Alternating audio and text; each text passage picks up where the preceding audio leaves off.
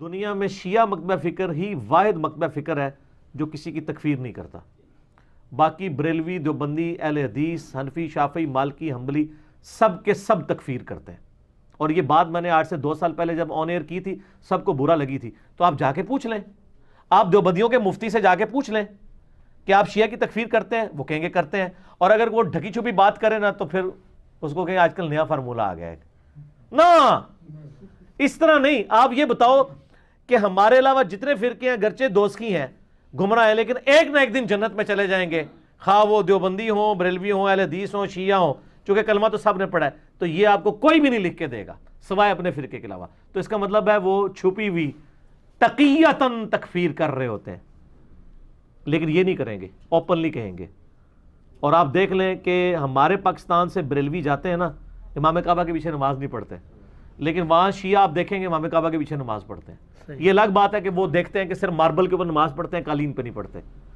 اور چونکہ وہاں پہ وہ ٹکی والا بھی ایشو ہو جاتا ہے ان کے لیے، تو وہ ان کے ہاں چونکہ افضل ہے، ہمارے ہاں بھی یہ افضل ہے، وہ ذرا بہت زیادہ اس میں غلو کر گئے. میرا تو ٹکیا کے اوپر بھی کلپ لاکھوں لوگوں نے دیکھا ہے. میری بھی کوشش ہوتی ہے کہ میں یعنی نیکڈ زمین کے اوپر نماز پڑھوں، یہ افضل ہے، سنت بھی یہی ہے. بخاری مسلم کی درجنوں احادیث اس پر گواہ ہیں. تو انہوں نے اس کے ایکویلنٹ ایک ٹکی نکالی ہوئی ہے، وہ ایسی ٹکی ہو جو زمین کی جنس سے ہو، نہ پہنی جاتی ہو اور نہ کھائی جاتی ہو، تو اس کی ٹکی بن سکتی ہے. تو مٹی کی ٹکی وہ بنا لیتے ہیں، لکڑی کی. وہاں میں نے جو دیکھا ہے وہ لکڑی کی ٹکیاں رکھی ہوئی تھی، چونکہ لکڑی نہ پہنی جاتی ہے اور نہ کھائی جاتی ہے. اور نبی الاسلام کی ایک صحیح بخاری میں آتا ہے آپ کی ایک چٹائی تھی خمرہ، اور وہ سجدے والی جگہ پہ ہی رکھی جاتی تھی. سر وہ کھجور کی چھال کی بنی ہوئی تھی. تو آپ علیہ السلام جب نماز پڑھتے تھے نا تو اس خمرہ کے اوپر سجدہ کرتے تھے، اور جب وہ تھوڑی سی میلی ہو جاتی پھر دھو دی جاتی تھی. تو وہ خمرہ چٹائی والا معاملہ، یہ کھجور، ہم بھی اپنے بچپن میں ایسے پھوڑوں پہ نماز پڑھتے رہے ہیں جو کھجور کے وہ بنے ہوئے ہوتے تھے. تو وہ کتنی مبارک روحانیت ہوتی تھی ان مسجدوں کی ان چٹائیوں کے اوپر. ٹھیک ہے، تو اس اعتبار سے وہ یعنی انہوں نے وہاں پہ ارینجمنٹ کیا ہوا تھا. تکفیر والا معاملہ نہیں. امام کعبہ کے پیچھے نماز پڑھ رہے ہوتے ہیں، ماربل والی جگہ تلاش کرتے ہیں، وہاں نماز پڑھتے ہیں. ایسا نہیں ہوگا کہ وہ نماز نہ پڑھے. لیکن یہاں پہ تو خود میں کسی کی کیا بات ہے، ہم سے بڑا بریلوی کون رہا ہے؟ کیوں جی؟ صحیح. میں 2002 میں عمرے پہ گیا ہوں، میں 15 دن رہا ہوں، میں نے ایک نماز کسی سعودیہ کے امام کے پیچھے نہیں پڑھی. ٹھیک ہے، ظاہر ہے جی اس پہ پریشانی لی کون سی بات ہے؟ جب ہم ان کو مسلمان ہی نہیں سمجھتے تو ہم نماز کیوں پڑھیں؟ ٹھیک ہے. اب آپ کو لاکھ کوئی کہانیاں کرائے، نہیں نہیں نہیں نہیں ایسا نہیں ہے. نا جناب، ان لوگوں نے تو بریلوی علماء جو ہیں انڈیا کے، انہوں نے تو یہاں تک فتویٰ دیا جب تک سعودی حکومت ہے حج بھی موقوف ہو چکا ہے، کیونکہ آپ حج کرنے جائیں گے تو اس کی اکانومی کا فائدہ نجدیوں کو ہوگا، اس لیے حج بھی اب موقوف ہے جب تک. تو سر اس کی میں تھوڑی سی انجینئرنگ کرتا ہوں. آپ کے بزرگ تو نگاہ مار کے پورے شہر ختم کر دیتے تھے. ان بزرگوں نے ریٹائرمنٹ لے لی ہے. میں کسی بزرگ کو نہیں کہتا، میں اپنے آپ کو کہتا ہوں کہ میں اگر بزرگ ہوں اور میں کسی ایسے قبلے کی طرف منہ کر کے نماز پڑھ رہا ہوں جس کا امام نجدی گستاخ رسول اور واجب القتل اور جو کچھ یہ وہ کہتے ہیں، تو میری بزرگی پہ لعنت ہے کہ میں ایک نگاہ مار کے انہوں کی حکومت نہیں ختم کر رہا. صحیح.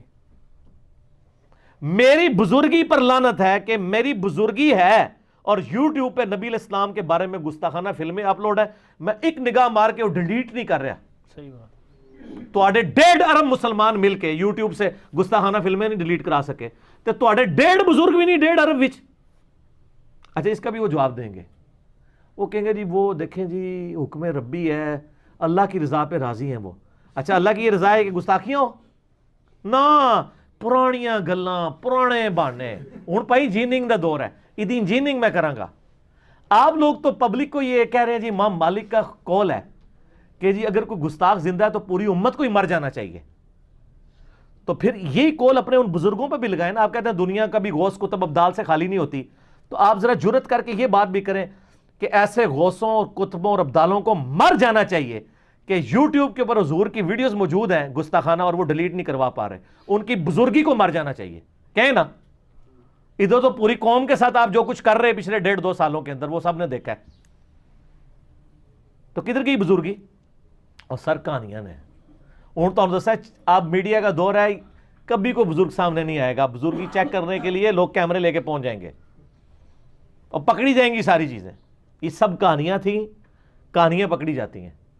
اور اللہ کے فضل سے اچھا یہ آپ اکثر کئی بزرگوں کے بارے میں, جناب ایک بندہ آیا وہ کہتے ہیں مجھے قرآن سیکھنا ہے ایک بزرگ کے پاس, اور وہ بزرگ بے شمار ہیں جن کے بارے میں, تو انہوں نے کہا جی نماز میرے پیچھے پڑھی. اس نے نماز پڑھی تو سجے پاسے سلام پھیریا تو سارے ہی حافظ ہو گئے, کھبے پاسے پھیریا تو سارے ہی ناظرہ ہو گئے, یعنی دائیں طرف سلام پھیرا سارے حافظ بن گئے, بائیں والے ناظرہ ہو گئے. اچھا جی, ان سے صرف یہ پوچھیں کہ یہ جو کرتے تھے ان سے خود کہیں یہ تجوید کے ساتھ ذرا نماز سنا دیں.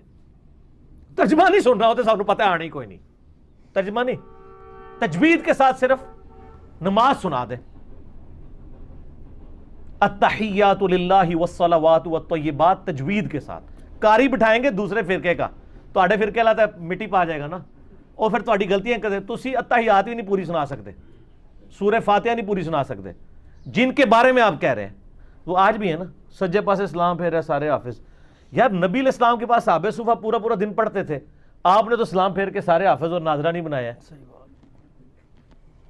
ٹھیک بات. نبی علیہ السلام نے پیچھے چھڑ گئے. وہ جی حضرت بازید بستامی کے بارے میں مشہور کیا ہوا ہے, بستامی صاحب تہاڈا کوئی قصور نہیں, تانوں اسی نہیں منتے, اللہ دے بندے ہو, اللہ کول ٹر گئے ہو, تہاڈے پچھلیاں دی گل کر رہے ہیں, تسی جانو تے اللہ جانے, سانوں کوئی تہاڈے نال لینا دینا نہیں, ہم تو نبی علیہ السلام کے غلام ہیں. کہتے ہیں بازید بستامی جو ہے نا جب کبھی گلی سے گزرتے تھے نقاب رکھتے تھے چہرے کا. اچھا, کیونکہ جو بندہ دیکھتا سی کلمہ پڑھ لینا سی. اندازہ کریں چہری نورانیت تو نقاب, یہ مطلب وہ چاہتے نہیں سن تسی کلمہ پڑھو, اس کا تو یہ مطلب نکل رہا ہے. انجینئرنگ ہوگی سر, انجینئرنگ ہوگی.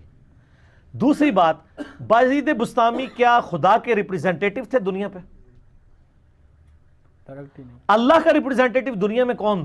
پیغمبر. نبی علیہ السلام کو تو یہ کہا جا رہا ہے اپنے آپ کو آپ ہلاک کر لو گے اس غم سے کہ لوگ ایمان نہیں لا رہے. ٹھیک ہے, آپ کا تو کام صرف دعوت دینا ہے, جس کی مرضی قبول کرے نہ کرے.